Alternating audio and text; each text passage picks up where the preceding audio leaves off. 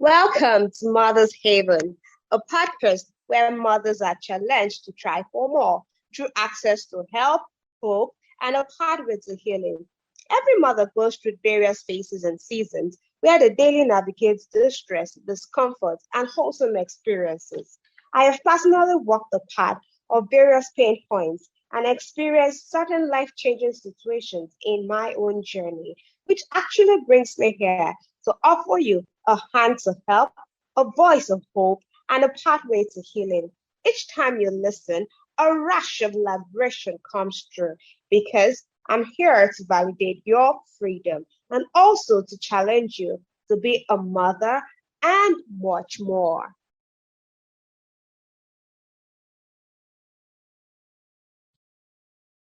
Welcome to another episode of Mother's Haven podcast.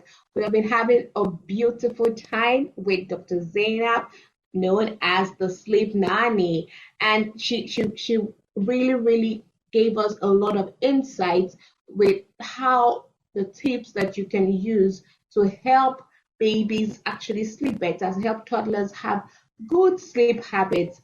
And she also began to demystify certain myths around sleep routines, sleep schedules, and what is actually very important to have a healthy sleep pattern for your children. The next voice we'll be hearing will be that of Dr. Zainab, further dissecting down into sleep routine for toddlers. Over to you, Dr. Zainab.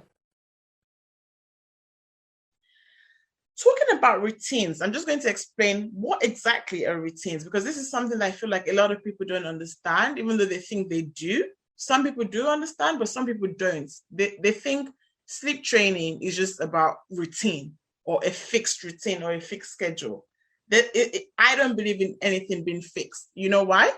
Because our children are human. They're not robots. Human beings are not fixed.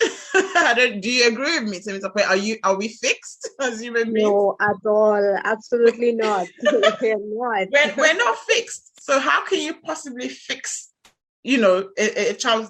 How can a child have a fixed schedule? What I mean by that is that even when it comes to helping our children sleep better, it's not a matter of I hear parents saying, I want my child to sleep 7 to 7 every single night. And that I'm talking from newborn even to a 6-year-old. They're saying he needs to sleep 7 to 7. And then my next question is, says who? What I mean is, who says? Because some parents genuinely, they say, oh my goodness, my child is not sleeping 7 to 7. I've been told my child must sleep 12 hours through the night. And I say, says who? Why must your child sleep 12 hours through the night? And without waking up. I say, even you don't sleep 12 hours through the night without waking up. You wake up at night as well, don't you? Sometimes. Exactly. We all wake up, actually. That's the irony. Every one of us wakes up at night. The only difference between us and our children, for us that have healthy sleep, is that we're able to get ourselves back to sleep. It's simply because of the sleep cycles. We tend to, we go from, when we're going from deep sleep, especially to light sleep, we tend to become awake. And with our babies and young children, their sleep is more delicate than adults, so their sleep is more likely to be disrupted. So they're more likely to wake up. That's perfectly normal. Where the issue comes in is for a child that is not able to self-settle, as in they can't sleep independently, that's when they need more help. And that's when we tend to notice. So when we say the child is waking up, it's not that the child waking up is not abnormal or unusual. It's just that it becomes a problem because we've noticed and we're needing to help them. So if even a child that sleeps in quotes perfectly and well, even that child is waking up. It's just that they're getting themselves back. Even the child that is waking up and getting themselves back will have some nights that they struggle. Have you noticed that, Tim? You might have a child that sleeps well, but there'll be some nights the child is struggling a bit more than normal. Very true.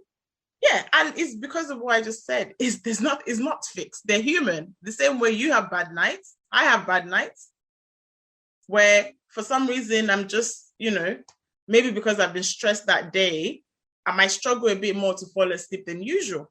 So it's perfectly normal. So my point here is that our children are not, they're not robots, they're humans, which means that naturally their sleep itself is also going to be dynamic, which means over time as well, their sleep needs, their ability. So this is a developmental thing, it's a developmental skill. So even their ability to sleep is going to change. I'll give you an example. Talking about routines. All routines are just things that we do to act as a cue and create a kind of rhythm for our children to enable them to sleep better. Even as adults, we actually have routines for ourselves, even though sometimes we've not created those routines intentionally or consciously, but they're things we do. For example, I'll give what I do. So I notice that every night, I tend to do at least two things. I would brush my teeth and at least wash my face before I sleep. Some nights I also have another shower.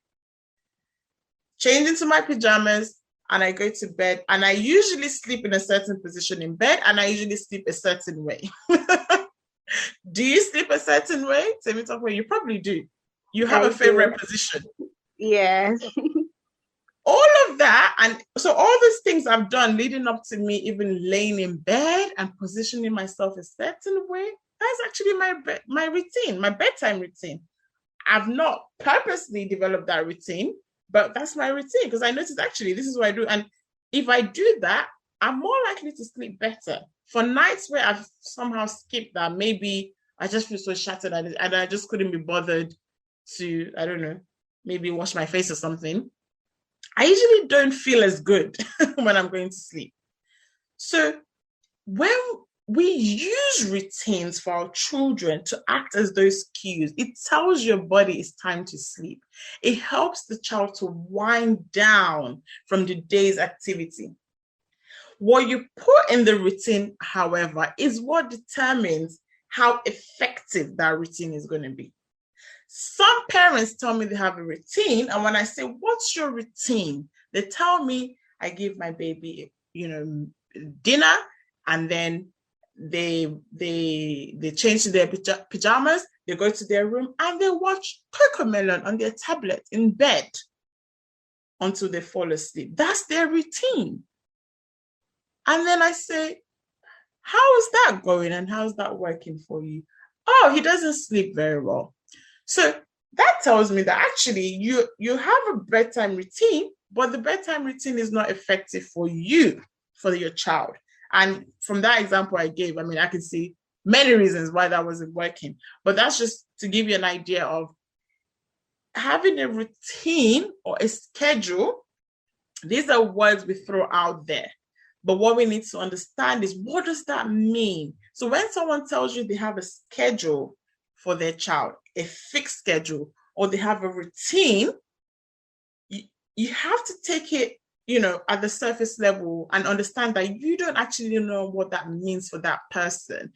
So it's only when you could be through reading a book or maybe listening to an expert like myself, that you start to understand what those things are actually for, and then know what is going to be an effective routine or an effective schedule for you. So when people,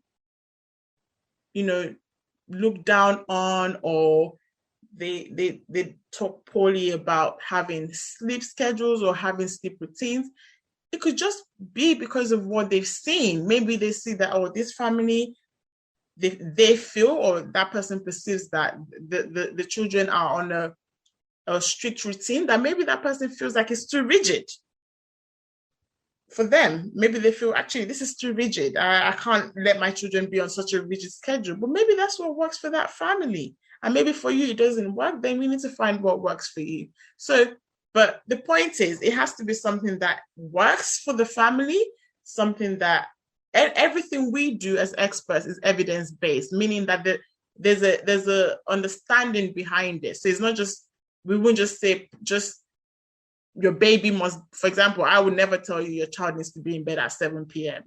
What is the basis of that? What if, for example, there's some countries or some cultures that their day starts much later, and maybe 7 p.m. is like their dinner time, for example. So what tells me that 7 p.m. is the correct bedtime? 7 p.m. might be the right bedtime for one family, but for another family, it could be another time. So I hope that makes sense. Essentially, what I'm saying is that sleep schedules, sleep routines shouldn't be rigid, is my point. They need to be evidence-based. They need to be unique, tailored, and helpful for that particular child and for that particular family. And the whole point is the routines are supposed to act as cues for the child that it's time to sleep, and it needs to be an effective one. Sleep schedules, meaning things like how much a child needs to sleep, around what time they need to sleep. Those are dynamic, meaning they change over time with the child's age, the child's development, and the child's needs. Wow. Wow. Honestly, you're truly an expert on the topic because you've been able to dissect each and every of this mindset beliefs that people generally have about sleep, and been able to appropriately correct them. And thank you so much for sharing so elaborately.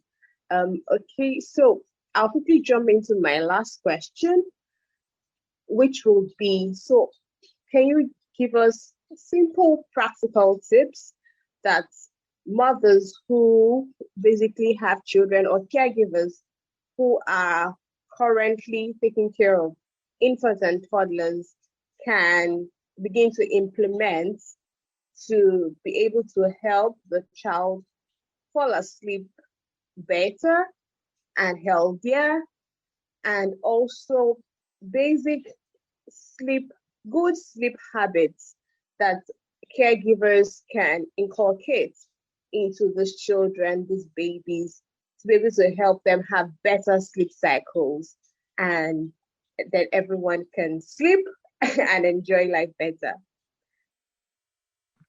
Absolutely. One of the main things, and something that everybody can do, this is someone that has a newborn child, this is someone that has a 2-year-old, 3, 6-year-old, and even us as adults. An instant game changer is just sleep environment. What do I mean? The biology and the science behind our body clock, which is called the circadian rhythm. So this is the body clock is essentially the day and night of our body. So when during the day, our body releases certain hormones and does certain processes.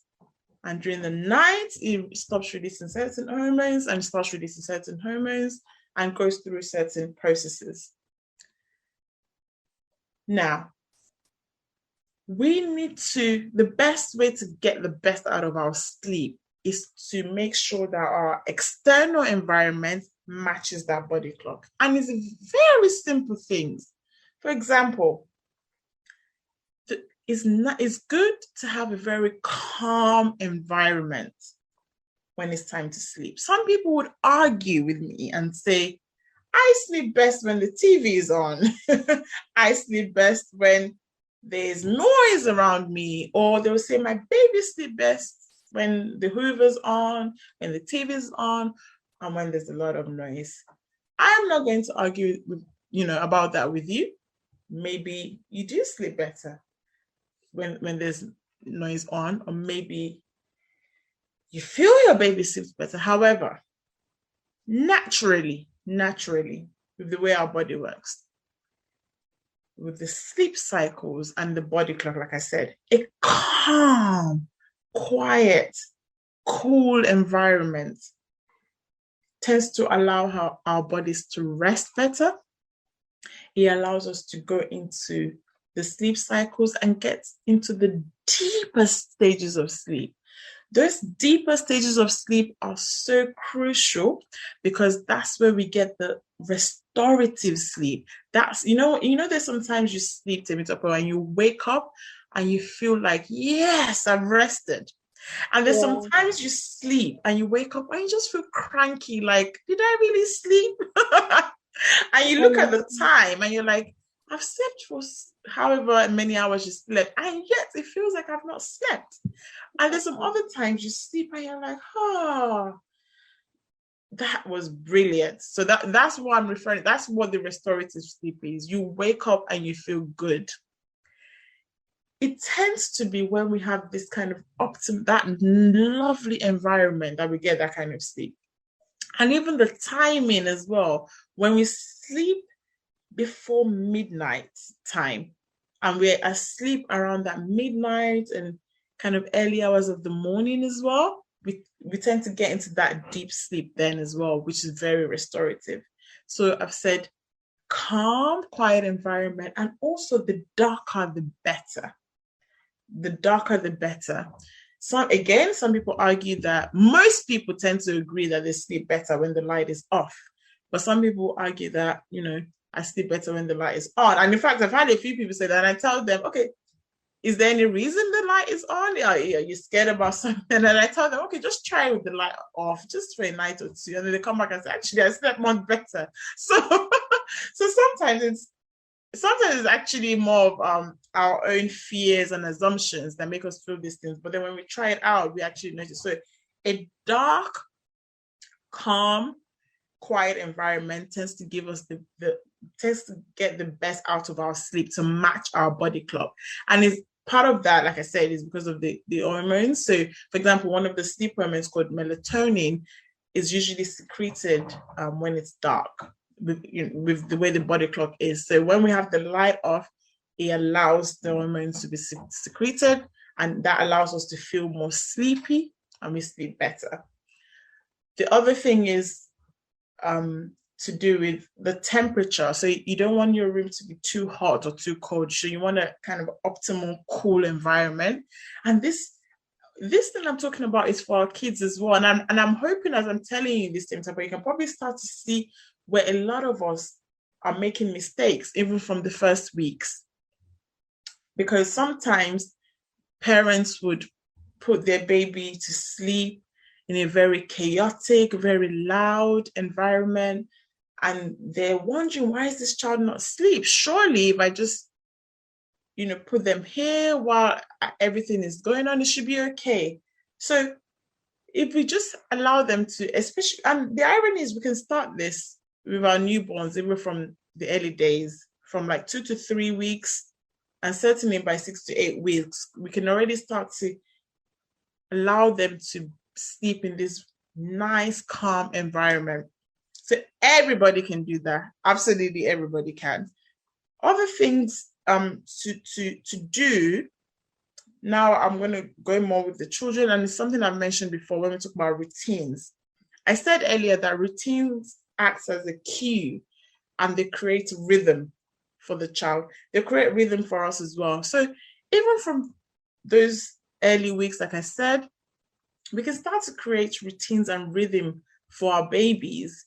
And this is a part of my work that I'm so passionate about, because my hope is that if we can start to help our children from even earlier on, so this is not sleep training. We don't sleep train newborns. We usually, if you want to sleep train, we usually advise that the earliest you should start is 18 weeks. But regardless of that, you can still set rhythms for them earlier on that they might not even need sleep training. So this is where things like the routines come in. And all routines is that they act as cues. So I gave my example as an adult of what I do. So having a routine for your child, and if you see what I said for my routine, you can see that it's nothing out of the ordinary. So it's the same, even with our children. The routine is not something out of the ordinary. You don't need to do something crazy or something uncomfortable or unpleasant. In fact, the routine should be something the child should look forward to. And they know, and then when you start to do it, the point is they recognize that, when mommy does this, when daddy does this, when we do this, when we go here, it's time to sleep. That's what the routine is for. So it's just to allow the child to know that the day's over and now is getting to bedtime. Like I said, it gives the time the child to unwind. That's the key. Their body starts to relax, their body starts to calm down, their body starts to know that, oh, we need to go to sleep now. So it allows the body to start to get sleepy as well. And then the key with bedtime routines is try to make it something that is in the same order, as in the same step every night, as much as you can, so that the body recognizes it, so your child recognizes it. And don't make it too long. So for really young babies, for our newborns, something as short as 15 minutes, 20 minutes is usually enough. For the older babies and older children, 30 minutes to 40 minutes max is usually enough. So you can see it's nothing too long. It's just to break the day and night, so they know that, okay, daytime activity is over, now it's nighttime, and this is what we do. And then you get them to bed. So that's what I advise that absolutely everybody can do. And even for adults, you see what I said? I gave you an example of my routine. Doing something even for yourself. I mean, as moms, we're usually so exhausted, we're burnt out with so many different activities of the day.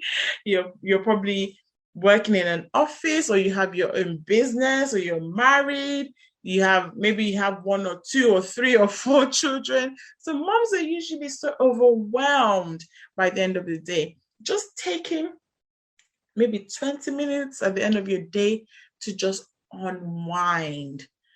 Whatever makes you feel good, whatever makes you calm down. Maybe it's having a shower, maybe it's, just having a cup of tea. Well, not tea. You don't have something with any caffeine. Maybe milk, maybe just water, whatever it is, to just allow yourself to wind down.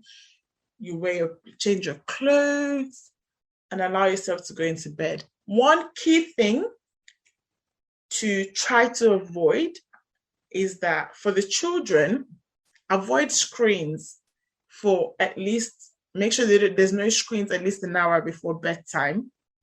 And for parents as well, try to avoid screens at least an hour before bedtime, or at the very least 30 minutes. I know that's very difficult in this day and age. You can certainly do it with the kids and with you as well. If you can just try that discipline, it would really help. And it's a simple science. Why I talked about the body clock earlier is because the more of that light that you're emitting, the more you're delaying and blocking the production of the sleepy hormones. That's basically why. And I'm sure you've probably experienced it as well. Like when you're watching your phone or you're watching the TV, it's harder for you to actually fall asleep. And you notice as soon as you turn it off, and before you know it, soon enough, you start to feel sleepy again. So that's why. So it's better to avoid screens, basically, close to bedtime. So those are some things that absolutely everybody can do from tonight. I hope that helps.